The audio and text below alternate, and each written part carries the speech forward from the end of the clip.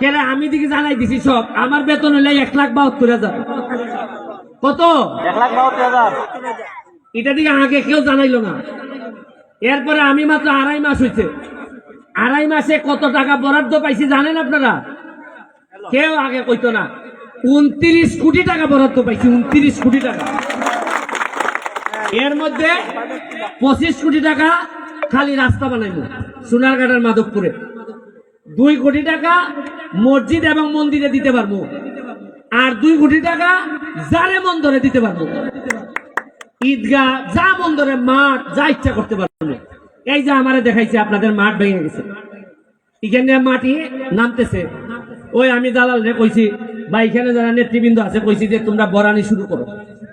এরপরে আপনাদের বাগানের সাবেক চেয়ারম্যান সাহেব আমারে কালকে বলল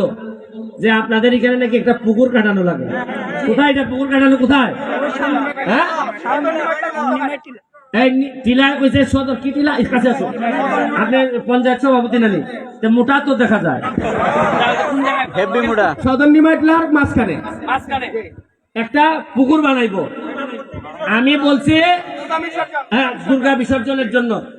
আমি বলছিলাম যে আজকে কাজ শুরু করে 1 সপ্তাহের মধ্যে পুকুর হয়ে যাবে টাকা দিব আমি